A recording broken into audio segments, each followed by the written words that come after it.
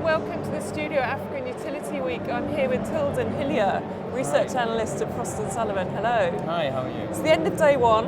You've been out and about in the show. What are your impressions? So my first time coming to African Utility Week. Last year, actually during my student days, I would come to try and network to get some sort of a career opportunity going. But here I am now actually a delegate for some of the conferences, which is great. And straight off the bat, the keynote speaker with Yamkela from Sierra Leone. I'm not sure. I'm sure you've heard of. Yeah, I've been hearing everyone. Some good feedback. Yeah. Not surprising. And even the gentleman from the States mentioned how inspired he is by this man. And one of the nicest things he said today, which got like some awes from the crowd and like a round of applause, was just how Africa needs to stop complaining and stop playing the victim game, where we look at ourselves as the backburners of the nation, of the revolutions.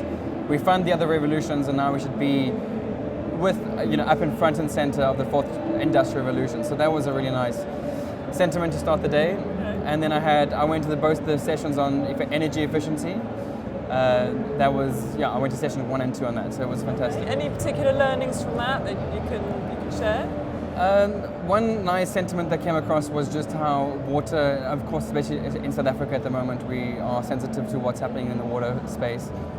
And what was good just to say in black and white was, now water has really been considered in the value chain or in any sort of process, especially energy, that people always thought the water would be there. But now if you look at countries like Venezuela or Tanzania, where they rely on hydropower, as soon as you just lose that water, well then you've lost your entire engineering ideas. And so what do you do? And now the fact that water is given such a high place on the hierarchy, we start to think about it in every aspect of engineering construction, and that was nice. I enjoyed the case studies from the energy efficiency session in session 2. And especially in the city of Cape Town, I think Cape Town's very proud of itself and being a bit of a leader in the country. And I believe it's a bit of an exception to the rule, because they're sort of broken away from NERSA sort of regulation in a sense, and they're doing a lot of guinea pig projects, which the other municipalities are and should pick up on. And the most exciting for me was the Bayside Mall in Tableview. Okay. And they have covered their roofs in solar panels. They've taken all the waste from all the organic waste, and they're putting it into a digester for the methane extraction, and they're collecting rainwater to flush toilets with. Right. Because every time you flush a toilet, you're flushing potable water, which is insane.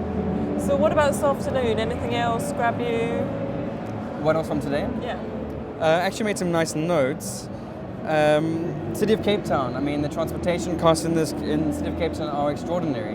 Nearly 60% of energy goes to just transportation, and there are ways and means to work around that. So, I mean, I hope the energy guys are listening. The transport guys are listening to ways in which to mitigate some of these issues. And it's about efficiency. I think you may not have the capital to invest in a brand new technology or replace something, but there are ways to mitigate your energy by being a bit more efficient. And the Kobe Plastics, I believe, Carob Plastics. Instead of them looking towards consultancy or something else, they looked within and they spoke to the employees and to give suggestions on how to save energy. And some of the greatest ideas they got through were from the employees themselves. And a lot of it was bridging the gap between management and staff and get them trusting each other. Trust was a big word in that session. And in fact, sometimes your biggest innovator might be your blue-collar worker. So energy efficiency and sort of taking responsibility, is that what's come out today? That was definitely session 2. Energy management, getting up to that iOS 50001, and how companies should actually prioritize that sort of thinking. Great, so a good first day. Yeah, I'm looking forward to 2 and 3. Yeah, thanks for joining us. Pleasure, enjoy. Cheers.